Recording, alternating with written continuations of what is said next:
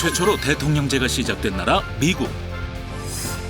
대표적인 대통령제 국가로 전 세계의 이목을 사로잡고 있다. 2020년 11월 3일 화요일 미국 대통령 선거. 각 정당에서는 정당을 대표해 본선에 나갈 후보를 뽑는 데 한창이다. 세계 정세를 바꾸는 판도라의 상자. 미국 대통령 선거에 대해 알아보자.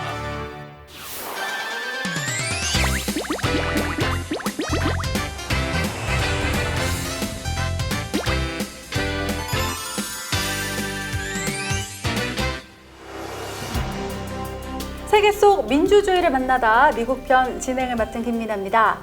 미국 대선이 다가오면서 미국을 넘어 전 세계가 들썩이고 있습니다. 올해 미국 대통령 선거가 치러지는데요. 결과에 따라 세계 정세가 바뀌기 때문에 국제적인 관심사가 될 수밖에 없습니다. 하지만 미국의 선거제도 생각처럼 이해하기가 쉽지는 않은데요. 건국 이후에 미국의 민주주의를 이끌어오고 있으면서도 이 선거가 끝나면 매번 시험대에 오르고 있는 미국의 선거제도에 대해서 알아보겠습니다. 도움 말씀에 숙명여자대학교 윤광일 교수님과 함께합니다. 어서 오세요. 안녕하십니까?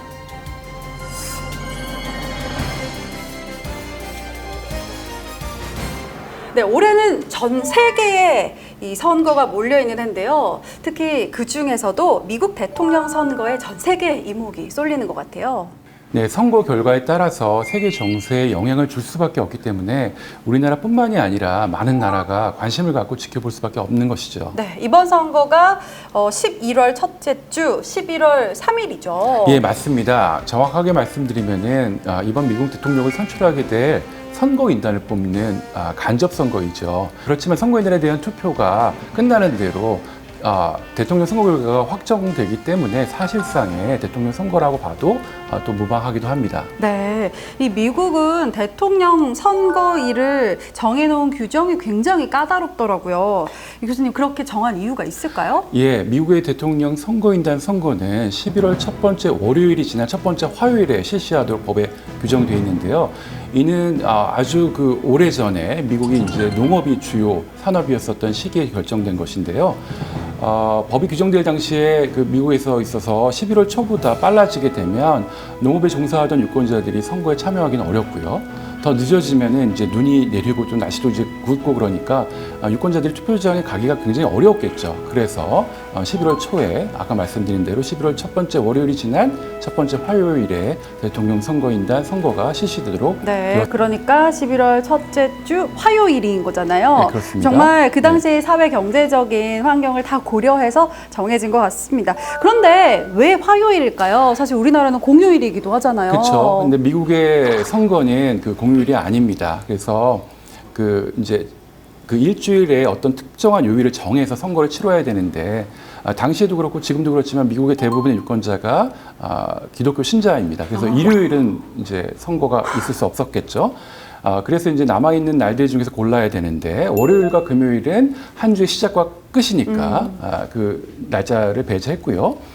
그다음에 이제 목요일을 하려다 보니까 목요일은 또 당시에 미국을 통치했던 영국이 목요일 날 선거를 치르기 때문에 이 날짜를 또 피했던 것입니다. 그래서 이제 화요일과 수요일 둘 중에 하나를 골라야 했던 상황이었는데 이제 화요일을 선택한 것이죠. 그래서 네. 미국의 연방선거는 그렇게 이제 화요일 날 치러지는 게 전통으로 되어 있습니다. 네, 그 유래가 참 독특한 것 같습니다. 선거 시기를 결정하는 과정에서도 정말 많은 것들이 고려가 됐는데요. 찾아보니까 더 재미있는 이야기들도 많더라고요. 바로 이 선거 제도인데요. 너무나 독특해서 한 번의 이야기는 정말 쉽지 않고 또 매번 대선 시기가 다가오면 이 대선에 관련된 미디어들도 정말 많은 이야기를 하고 있는데 들을 때마다 정말 복잡하더라고요. 예, 실제로 복잡합니다. 제가 전공자인 저한테도 매우 복잡하고 어려운 제도이거든요. 그런데 이제 미국의 선거 제도는 이제 미국이라는 나라를 이해하는데 가장 중요하면서도 그럼에도 불구하고 이제 워낙 복잡해서 설명 자체가 매우 어렵습니다. 이제 미국의 역사, 정치, 문화가 모두 압축되어 있기 때문에 여러 가지 고려해서 설명하지 않으면 굉장히 이해하기가 어려운 복잡한 선거제도이기도 합니다. 네, 이 미국의 역사까지 이해를 해야지만 선거제도도 이해할 수 있다고 하셨는데요. 그렇다면 이 미국의 선거제도 때문에 일어나는 재미있는 현상들 함께 화면으로 준비했습니다. 양당제인 미국의 경우 최종 경합을 다루는 후보는 2명이다. 예를 들어 유권자의 표를 더 받은 A 후보. 하지만 미국 대통령 선거에서는 유권자의 표를 적게 받은 B 후보가 당선될 수도 있다. 그 이유는 무엇일까?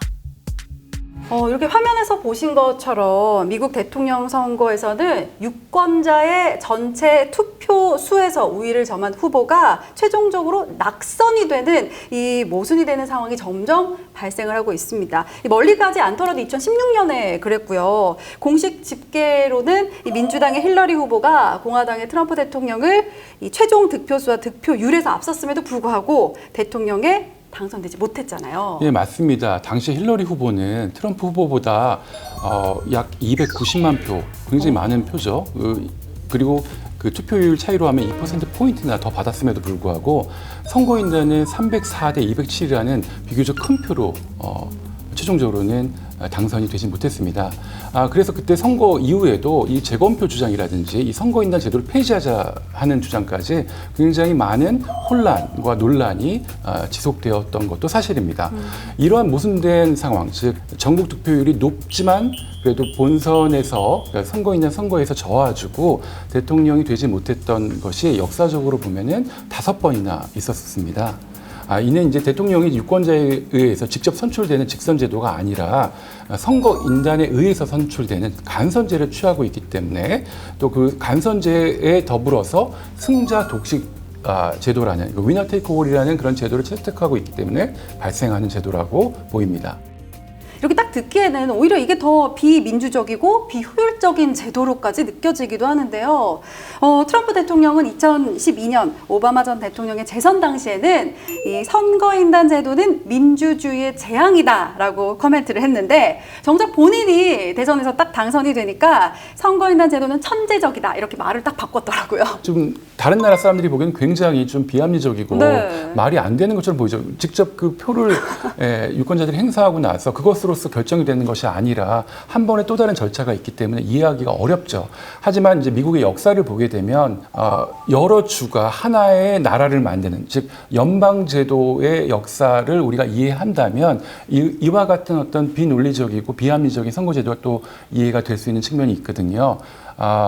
처음에 미국이 건국을 했을 때 큰 주와 작은 주 간의 갈등이 있었습니다. 그래서 작은 주들은 이제 큰 주에 의해서 자신들이 과소대표될 것을 우려했고요. 그래서 이제 이 타협점을 찾은 게 뭐냐면은 이 선거인단 제도를 큰 주와 작은 주가 과다대표되거나 과소대표되지 않는 그러한 연방 정신을 살려서 만든 제도라고 볼 수 있습니다. 따라서 이 제도는 인구가 많은 큰 주가 과대대표되고 인구가 적은 주가 과소대표되지 않도록 절충안을 만들어서 최종적으로 연방 국가가 만들어지면서 합의한 절충적인 제도라고 볼 수 있습니다. 네, 결국 미국 선거인단 제도의 역사는 미국의 건국의 역사와 함께 간다라고 봐도 무방할 것 같은데요. 미국의 선거인단 제도는 미국 대통령 선거의 관전 포인트라고 할 수 있겠죠. 좀 더 구체적으로 이 제도를 좀 이해해 보도록 할 텐데요. 교수님, 미국의 선거인단 제도 정확히 어떤 건가요? 예, 제가 한번 복잡하지만 한번 설명을 해보도록 하겠습니다. 거듭 말씀드리지만 미국의 대통령 선거는 국민이 직접 선출하는 우리나라와 같은 직선제가 아닙니다. 그 선거일에 11월 첫 번째 월요일이 지난 첫 번째 화요일에 인구수를 주로 고려해서 주별로 배정된 선거인단을 선출하고 이들 선거인단들이 대통령을 선출하는 간접 선거 방식을 채택하고 있습니다. 그러면 이 선거인단 인원이 정해져 있을 것 같은데요. 몇 명인가요? 대통령 선거인단의 정원은 538명입니다. 이는 이제 각 주의 유권자의 소속주의 출신 연방 상하원의 인구 정원을 고려하고 그 다음에 그 워싱턴 DC 주는 아니지만 3명의 선거인단을 배정해서 산출이 되는데요. 좀 더 구체적으로 말씀드리자면 미국 하원의 의원 정원이 435명입니다. 그리고 연방제도의 취지에 살려서 각 주, 큰 주든 작은 주든 2명의 상원 의원을 배정하기 때문에 50개 주에서 100명의 상원 의원이 배출이 되겠죠. 그러면은 이것을 합하면은 435 플러스 100이면은 535죠. 그리고 아까 말씀드렸던 워싱턴 DC의 3명의 선거인단을 합하여서 538명이 미국 대통령 선거에 있어서 유권자를 대신해서 대통령 후보와 부통령을 선출하는 그러한 538명의 정원을 갖게 되는 것입니다. 네, 이 538명의 선정 기준도 정해져 있고요. 근데 보니까 1789년 초대 대통령 선거 때는요, 지금 이 선거인단 정원의 한 5분의 1 정도밖에 안 되던데요. 아무래도 지난 시간 동안에 인구가 증가했고요. 새로운 주가 연방에 또 편입돼서 지금 이제 50개 주가 되었지 않습니까? 그렇기 때문에 이제 선거인단 정원이 늘어날 수밖에 없겠죠. 그리고 미국은 이제 10년에 한 번씩 센서스를 해가지고요. 그 선거인단 수가 각 주에 배정되는 선거인단 수를 재조정하거든요.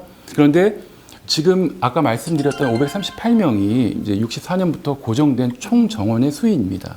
1964년부터는 이제 538명이 고정이 된 숫자로 지속이 되고 있는데요. 앞서 말씀해 주셨던 워싱턴 DC 같은 경우에는 사실 하원 의원이 없이 이렇게 가면서 3명이 추가가 되는 거잖아요. 네. 이 각 주마다 할당되는 선거인단 수가 배정이 돼 있는데 이렇다면 워싱턴 DC에는 선거인단 수가 없어야 되는 거 아닌가요?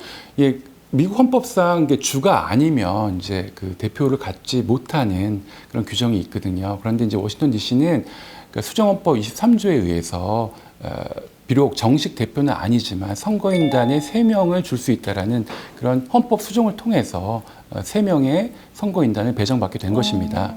참 재밌네요. 이렇게 선출된 선거인단이 다시 한 번 더 투표를 거쳐서 최종적으로 이분들이 이제 대통령을 선출하게 되는 거죠. 예, 형식적으로는 그렇습니다. 그러니까 유권자는 11월 이제 투표에서 주별로 대선 후보와 런닝메이트인 부통령 후보 이름이 적힌 투표용지에 투표를 하거나 또는 이제 그 선거인단 명단이 적혀 있는 투표용지에 투표를 합니다. 물론 이제 대부분은 이제 선거인단 명단이 나와 있지 않는, 말하자면 이제 대통령 후보와 부통령 후보만이 나와 있는 투표용지에 투표를 하죠. 그래서 어떻게 보면 이제 다른 나라 사람들이 보기엔 이건 직선처럼 보이는데 그렇지는 않고요. 그래서 이제 선거인단 명단이 나와 있지 않은 투표용지에 투표한 주의 주민들은 선거인단이 누군지도 모르는 그러한 상황이기도 합니다. 그렇군요.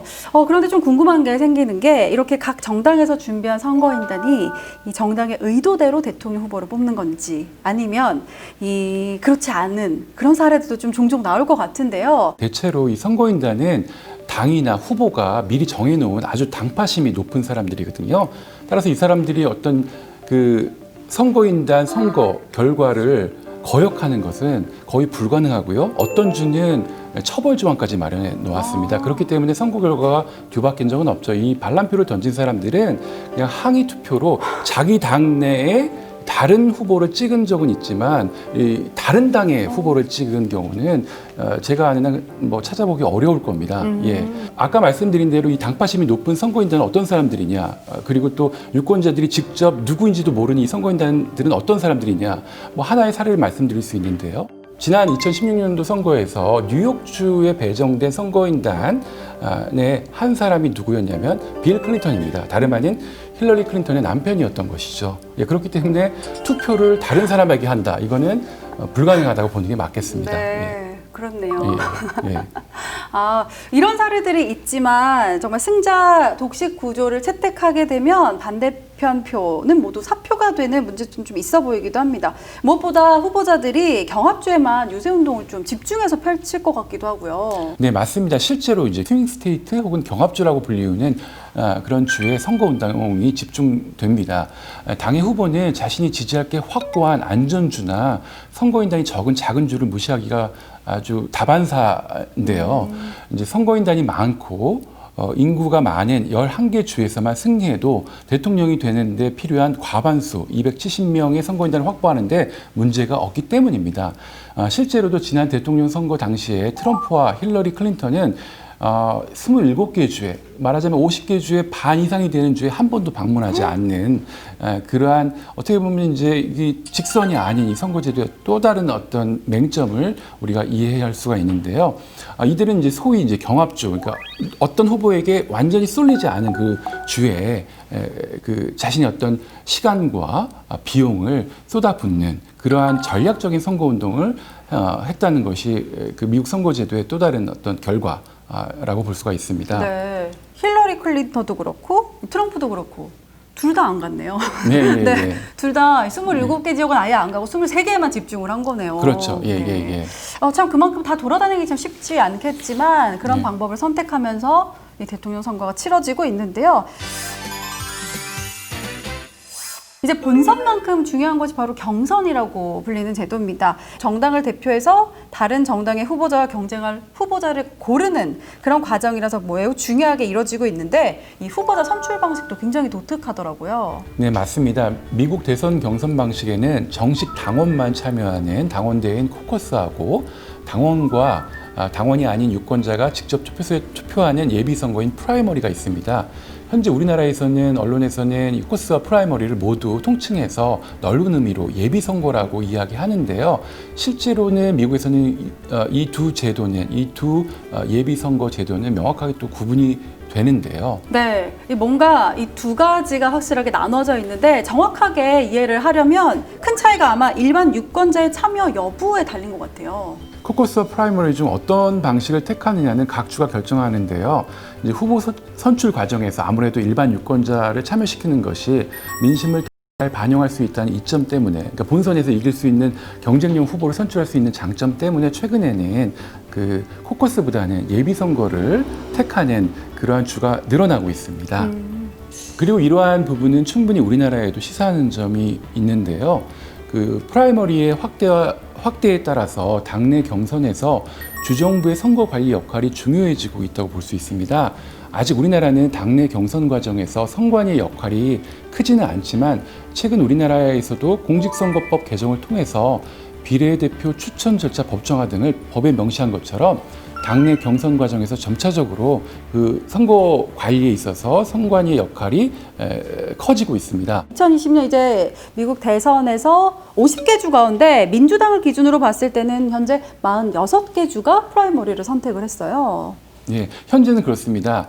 하지만 과거 미국 대통령 후보의 선발 과정은 소수의 인원만이 참여하는 것으로 매우 비개방적이고, 말하자면 당원 행사였죠. 그리고 어떻게 보면 굉장히 비민주적이었습니다. 이후로도 정당의 후보 선출 과정에서 민주성을 높이기 위해 지속적으로 노력해 왔기 때문에 어떻게 보면 프라이머리의 실시가 확대되는 것은 자연스러운 일로 볼 수 있겠죠. 네, 코커스가 있고 프라이머리가 있는데 딱 들어보면 뭔가 코커스가 더 폐쇄적이라는 느낌은 들거든요. 예, 사실 그렇게 들리지만 꼭 그렇지만은 않습니다. 이제 코커스는 이제 일반적으로 정해진 시각과 장소에 당원들이 모여 토론을 하고 지지하는 후보를 밝히고 표결하는 과정을 이루어집니다. 말하자면 코커스에서도 투표하는 과정은 있다는 거죠. 그러니까 이 당원 행사라는 데 초점을 맞추게 되면은 굉장히 엄숙하고 네. 진지할 것 같지만 실제로는 활발한 토론도 이루어지고 그 다음에 이제 설득하는 과정도 이루어지는 굉장히 어떤 축제 분위기에서 이루어지는 당내 행사입니다. 특히 이제 민주당의 코커스 방식이 공화당의 코커스 방식과 비교했을 때 아주 큰 차이점을 하나 갖는데요. 민주당은 이제 특정 후보를 지지하는 코커스 참가자가 다른 후보자를 지지하는 참가자를 설득하여 자신이 지지한 후보로 설득할 수 있는, 만들 수 있는 과정이 존재합니다. 근데 이것이 뭔가 엄청난 무슨 당론을 가지고 그리고 이 후보를 지지해야 되는 어떤 설득해야 되는 논거를 가지고 설득하는 과정이 아니라 심지어는 이제 쿠키를 준다거나 사탕을 준다든지 이런 식으로 설득을 해서 우리 편으로 만드는 그런 과정도 있죠. 네, 굉장히 엄숙할 것 같은데 또 그렇지만은 않네요. 또 그걸 지켜보는 과정도 좀 재미있을 것 같습니다. 그런데 이렇게 정말 쿠키도 주고 네. 잘 회유를 하면 이게 결과가 뒤집히기도 하나요? 예, 그렇습니다. 2016년도에 있었던 민주당 코커스 사례를 한번 말씀드려 볼까요? 미국에서 가장 먼저 코커스를 치르는 아이오와 코커스에 있어서도 이렇게 지지자를 바꾸는 이런 당내 코커스 행사들이 있었거든요. 당시에 민주당 당원 행사 코커스가 치러졌던 마을의 체육관에서 당원 분포는 눈으로만 봐도 힐러리 클린턴과 버니 샌더스라는 주요 후보의 양측으로 나뉘어 있었습니다. 체육관 내에서 그 투표를 하기 전에 마지막 투표를 하기 전에 지지 후보자들이 이렇게 코너에 모여 있거든요. 그래서 눈으로 봤을 때 힐러리 클린턴과 버니 샌더스의 지지자들이 상당히 많구나라는 거를 알 수 있었던 거죠. 네. 투표를 하기 전에 이렇게 설득하는 어디 있는지 보이니까요. 그 코너에 모여 있거든요. 그래서 이제 코커스가 이제 시작이 되면서 보니까 샌더스 지지 세력이 막상 가장 강력한 후보로 알려져 있었던 클린턴 지지 세력을 능가했었습니다. 코커스의 룰 중에 하나가 뭐냐면은 그 당내 행사의 15%의 득표를 하지 못한 후보는 사표가 되는데요. 당시 이제 군소부로서 이제 마틴 오멜리라는 후보가 있었죠. 아주 구석에 아주 적은 수의 지지자들이 모여 있었겠죠. 15% 미만에. 그렇죠. 네. 그러니까 이분들이 이제 어디로 가느냐, 어느 구석으로 가느냐가 굉장히 관건이 된 거죠. 그래서 클린턴을 원래 지지했던, 그리고 버니 샌더스를 원래 지지했던 그 지지자들이 그 마틴 오멜리의 지지자들을 설득하기 위해서 굉장히 아주 치열한 설득전이 또 펼쳐졌습니다. 네, 그 상황을 막 지켜보고 있으면 뭐 체육관에 모여서 하잖아요. 마치 정말 웬만한 스포츠 경기 보는 것처럼 예. 옥신각신할 것 같습니다. 한마디로 축제라 볼 수가 있겠죠, 당내 축제. 네, 예. 그래서 막 그 뉴스에서 보도되는 장면 보면 굉장히 화려하잖아요. 예. 정말 그야말로 축제를 보면서 서로 뭔가 논쟁도 하고 자기 편으로 이끌고 그것도 하나 지켜보는 재미가 있을 것 같은데 말씀해주신 이 아이오와 코커스는 이미 국내에서도 미국 경선의 첫 출발점으로 많이 알려져 있습니다. 저도 아이오와라는 이 주의 이름을 이때 제일 많이 들어보는 것 같거든요. 예. 아이오와는 1972년부터 미국에서 가장 먼저 코커스를 실시해오는 주입니다. 작은 주고 그 주요 산업도 옥수수 농업이거든요. 그래서 굉장히 작은 시골주이죠. 평소에는 주목을 받지 못하다가 이제 4년 주기로 대통령 선거가 열리면 전 세계의 이목이 집중되는데 얼마나 지역 전체가 떠들썩해지겠습니까? 네, 그러다 보니까 지역민들도 아이오와 코커스에 대한 자부심을 갖게 되었고 자연스럽게 이제 지역 축제와 같은 분위기가 형성이 된 것입니다. 네, 여기가 또 첫 경선 지역이라고 하셨는데 딱 단순히 첫 경선이라서 아이오와를 다 집중을 하는 걸까요? 예, 아이오와주는 실제로 미국 대통령 후보를 지명하는 대의원의 비중, 당내 대의원의 비중으로 따지면은 매우 적은 수를 갖지만 최종적으로 어느 후보가 정당 후보로 지명될 것인가에 대한 풍향계 역할을 합니다. 실제로 지지를 받지 못한 후보는, 그러니까 아이오와 코커스에서 의미 있는 득표를 하지 못한 후보는 조기 사퇴하는 경우도 종종 있습니다. 네, 이렇게 거론이 많이 되는 곳이 아이오와 코커스 그리고 이 뉴햄프셔 프라이머도 많이 거론이 되는데요. 어떻게 풍향계 역할을 하고 있는지 저희가 화면으로 준비를 해봤습니다. 함께 만나보시죠.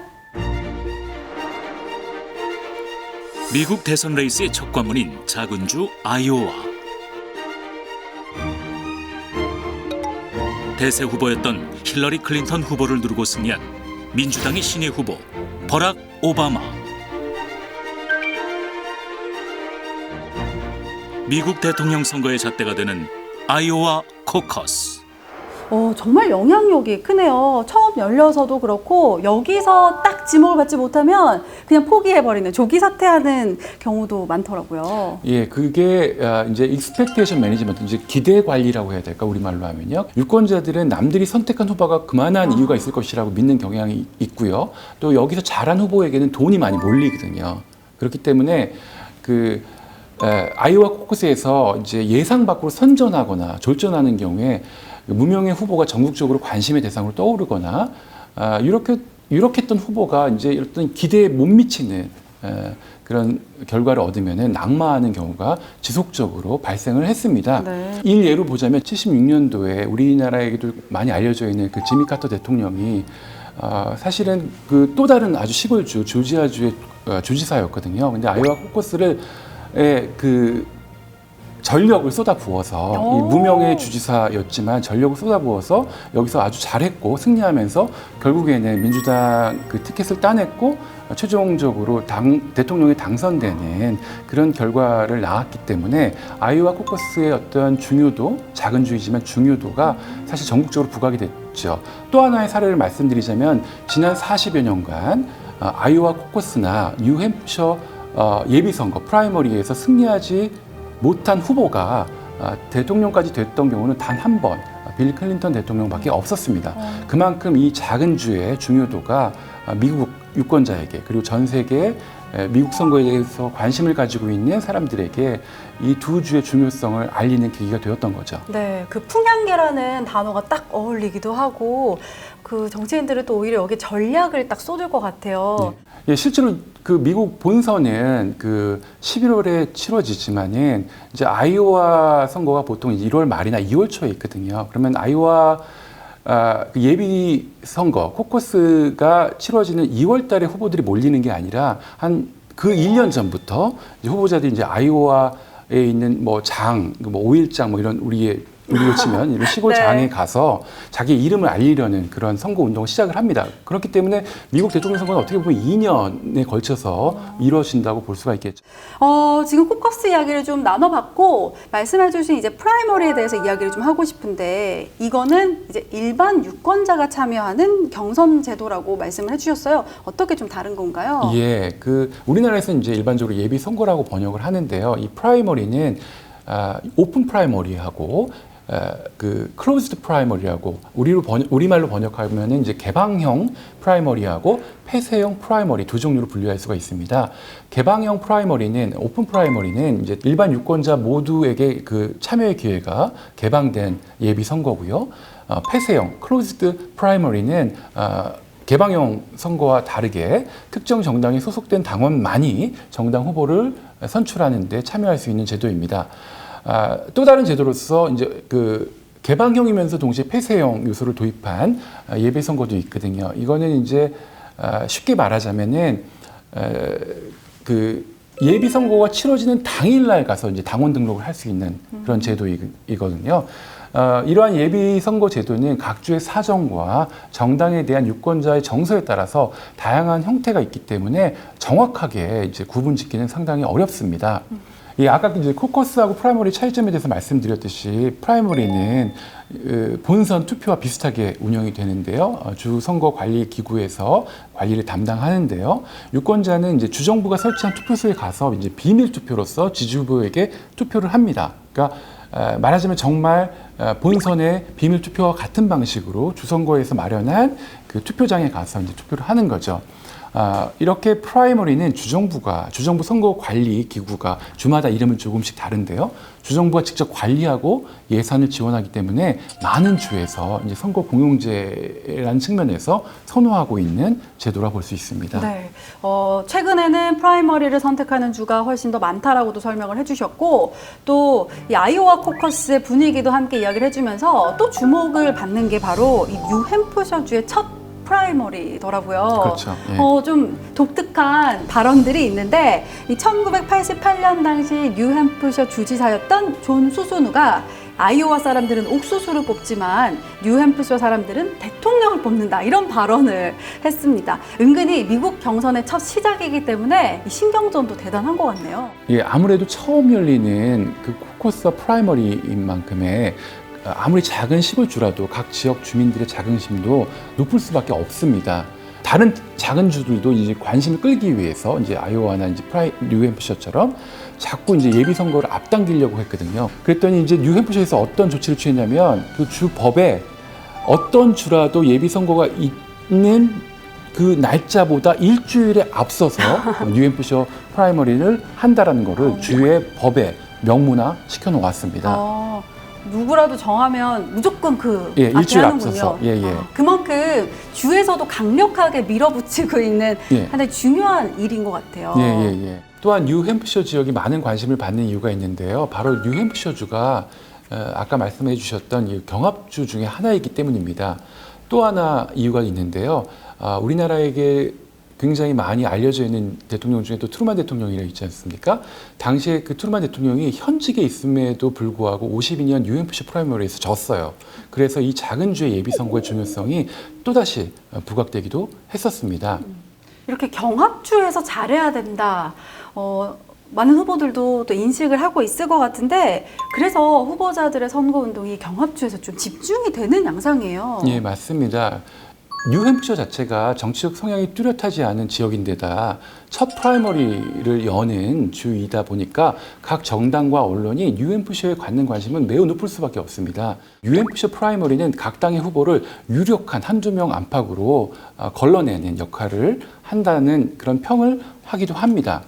그리고 이제 코커스하고 이제 프라이머리가 가장 많이 치러지는 날을 3월 중순에 슈퍼 튜즈데이라고 하는 날이 있는데요. 이날 많은 주들이 그 당내 코커스와 프라이머리를 동시에 치르는데요. 이때 11월 본선에 나갈 후보가 대체로 결정되는 그런 경우가 많다고 합니다. 네, 이 11월이 선거일로 정해져 있는데 이미 3월이면 윤곽도 나타나고 압축도 되고 이런 흐름을 만날 수가 있고요. 말씀해 주셨던 뭐 코커스와 프라이머리 각 연방 국가이기 때문에 각 주마다 본인들의 선거일을 정해서 이렇게 나타나는 흐름까지 살펴볼 수 있었습니다.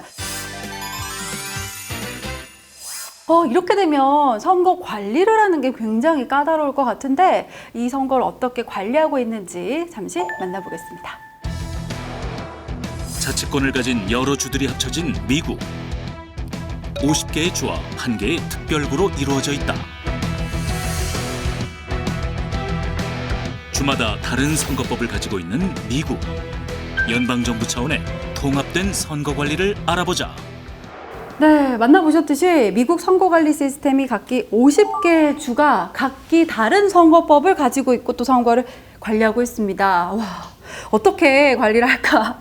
정말 감이 오지도 않는데요. 그렇다면 이 통합적인 선거 관리는 어떻게 이루어지는 걸까요? 뭐 사실 우리나라와 같은 아주 통합적인 관리는 이루어지지 않고 있다고 볼 수 있습니다. 그 미국의 50개 주에 50개의 선거법이 있다라는 것은 이제 주의 그 선출직을 뽑는 방식에 대한 선거법이 다르다는 것이고요. 연방 선거에는 하나의 법이 존재를 하거든요. 그렇지만 이제 각 주에서 이걸 어떻게 관리하느냐는 또 다른 문제이거든요. 그렇기 때문에 미국에서는 2002년도에 이 각 주마다 다른 선거 관리 방식을 보다 그 체계적으로 통일하려고 하는 그런 움직임이 있었거든요. 그래서 2002년도에 선거 지원법 Help America Vote Act 하바라고 하기도 하는데요. 이 법을 제정해서 그 각 주의 주마다 다른 선거 관리를 체계적으로 관리할 수 있도록 연방 차원에서 선거지원위원회라고 하는 설치를 해가지고 그래도 연방 차원에서는 연방 선거 내에서는 통일된 선거 관리가 이루어질 수 있도록 그 노력을 해왔습니다. 다시 한번 말씀드리지만 우리나라 중앙선거관리위원회처럼 통일적인 어떤 선거 관리가 이루어지고 있다라고 보시면은 안 됩니다. 그렇다면 그 전에는 얼마나 좀 다른 차이를 보였나요? 예, 각 주마다 투표용지도 다르고 그렇거든요. 예를 들자면 그 같은 대통령 선거인데도 불구하고 이제 그 주별 선출된 후보에 대해서는 따로 뭐 투표용지를 만든다든지 네, 주별로 할 수 있으니까요. 그거는 이해가 될 수 있는데 그러니까 대통령과 부통령을 뽑는 선거에서도 그 주, 심지어는 주 내의 카운티별로 투표용지가 조금씩 다릅니다. 그래서 2000년도에 큰 혼란이 있었거든요. 당시에 그 투표용지 인쇄에 사용된 소프트웨어는 총 5가지였고요. 투표용지 종류만 해도 12가지가 넘었습니다. 또한 당시에 재검표 실시 기준조차도 주마다 달라서 큰 문제가 되었는데요. 어느 주는 후보 간의 득표차가 0.1%포인트 미만일 경우에만 재검표를 실시하는 반면에 어느 주는 0.5%포인트 미만일 경우에 재검표를 실시하도록 규정되어 있었습니다. 이처럼 주마다 선거관리 방법이 달라지고 큰 문제가 있었는데 플로리다 주의 재검표 사태하고 맞물려가지고 대선이 끝나고 나서 그러니까 11월 선거가 끝나고 나서도 한 달이 넘게도 대통령을 확정하지 못하고 소송에 대해서 취하하는 그러한 혼란이 거듭되었었습니다. 네, 그 말씀해 주셨던 그 플로리다 재검표 사건 어떤 사건이었죠? 2000년도에 그 조지 W. 부시라고 하는 공화당 대통령 후보와 민주당 당시 부통령이었죠. 현직 부통령이었던 그 대통령 후보가 붙었던 2000년도 대선에서 있었던 일인데요. 플로리다에 배정된 선거인단은 25명이거든요. 근데 우리가 아까 알아본 바대로 한 표라도 더 많은 표를 얻은 그 정당의 팀이 민주당이든 공화당이든 그 선거인단 25명을 다 가져가는 승자 독식 제도였거든요. 플로리다도. 그래서 이제 표를 실제로 이제 개표를 해보니까 부시가 이겼죠. 선거인단 25명을 모두 가져가서 전체 그 선거에 필요했던 270명이 넘는 선거인단을 확보하게 돼서 최종적으로 미국의 대통령이 되는 그러한 결과가 나왔습니다. 그랬는데 표 차이 수가 너무나 작았어요. 0.5%포인트 미만이었기 때문에 플로리다 같은 경우에는 자동적으로 누가 요구하지 않도록 재검표를 했어야 했거든요. 재검표를 해봤더니 더 표가 줄어요. 표 차이가. 그럼 손으로 다시 개표를 엘고 그 부통령, 당시 현재 부통령, 대통령 후보가 그 수작업으로 다시 하자고. 왜냐하면 기계식 재검표에서 자꾸 줄어들으니까 실제로 이제 사람의 육안으로 확인을 해서 한번 재검표를 하자고 했는데 당시에 플로리다 주 법원에 소송을 했거든요. 재검표를 하자고. 그래가지고 이겼어요. 그래서 수작업으로 재검표가 진행이 되어야 했는데 연방 대법원에서 이거를 막았죠. 예, 그러니까 말하자면 상대 후보인 부시 대통령 후보가 당시 후보가 이 수작업 개표는 문제가 있다. 그래서 그 연방 대법원에 이제 제소를 해서 이것이 이제 결국엔 뒤집어졌죠. 그래서 수작업으로 하는 재검표, 다시 한번 재검표는 이루어지지 못했고요. 많은 논란이 있었지만 그래도 그 작은 표 차였지만은 결국에는 플로리다에서 25명의 선거인단을 독차지했기 때문에 궁극적으로는 이제 조지 W 부시가 대통령이 되는 그런 결과가 초래되었습니다. 그때 그 투표 용지도 이슈가 됐었잖아요. 예, 맞습니다. 그 투표 용지가 굉장히 독특한 형태를 띄었거든요. 그러니까 우리가 일반적으로 상식적으로 보게 되면은 그러니까 1번, 2번, 3번, 4번 이런 식으로 그 기호별로 이제 후보자가 기재가 되어야 하는데 투표용지를 보시면 알겠지만 엇갈려서 돼 있었어요. 그래서 당시에 이것이 결국에는 부시와 그 엘고 후보의 격차를 설명하는 또 다른 원인이 되거든요. 워낙 경합주이기도 하지만 그때 그 투표용지 혼란 때문에 그 인공적으로 이 격차를 어떻게 보면 뒤집은 거라고 볼 수도 있었거든요. 그래서 이 투표용지 결함도 플로리다의 선거의 운명을 좌우하는 어떻게 보면 굉장히 그 제도의 맹점이라고 해야 될까? 제도의 어떤 그 비극이라고 해야 될까? 예. 궁극적으로 이제 조지 부시 대통령이 플로리다의 25명을 다 가져가기 때문에 당선이 되는, 최종적으로 당선이 되는 그러한 역사의 하나의 어떤 웃지 못할 에피소드가 그 플로리다에서 있었던 사실도 있습니다. 네네. 예. 저희는 이제 그냥 등록을 하지 않아도 투표권을 갖게 되잖아요. 그런데 미국은 이 유권자 등록을 해야지만 또 할 수 있더라고요. 그 유권자 등록 제도가 또 미국 선거를 굉장히 독특하게 만드는 또 어떤 의미에서는 그 유권자의 투표권 행사를 어렵게 하는 그런 제도인데요. 우리나라 같은 경우를 보면은 특별한 결격 사유가 없는 한 선거권 연령이 되면 자동으로 선거권이 주어지는 그러한 아주 편리한, 유권자에게 편리한 제도를 갖고 있지만 미국은 투표를 하기 위해서는 유권자가 스스로 자기가 등록을 해야지만, 그것도 주에 따라 좀 다르지만 어떤 주 같은 경우는 한 달 전에 미리 자기가 한 달을 투표하겠다는 의사를 밝히고 등록을 해야지만 참정권을 행사할 수 있는 그러한 아주 복잡한 그런 어떤 의미에서는 어떤 제도적인 장벽을 가지고 있는 그런 나라입니다. 아, 정말 투표 한번 하기 어렵네요. 유권자로 내가 등록을 하고 그래야지만 이번 투표를 할 수 있고 다음에 또 투표를 해야 되면 또 유권자로 등록을 해야 되고, 왜 이런 유권자 제도가 또 생긴 걸까요?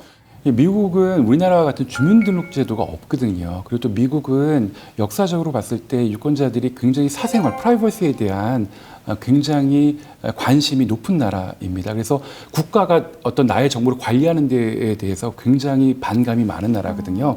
그렇기 때문에 이제 심지어 국민의 기본적인 권리인 그 참정권 행사에 있어서도 자신이 투표하겠다는 의사를 먼저 밝힌 사람에게만 투표권을 주는 그런 등록 제도를 도입하게 된 것이죠. 네. 그러니까 따로 이제 유권자를 관리하는 우리나라의 어떻게 보면 이제 주민등록 제도를 이용한 그런 투표 유권자의 관리 제도는 없기 때문에 등록 제도가 생기게 된 것이죠. 들어보니까 거기에 비하면 한국은 선거 관리를 정말 잘하는 것 같아요. 예, 그렇죠. 우리나라 이제 중앙선거관리위원회는 이제 63년도 1월 21일에 창설된 이래로 올해 이제 57주년을 맞이했거든요.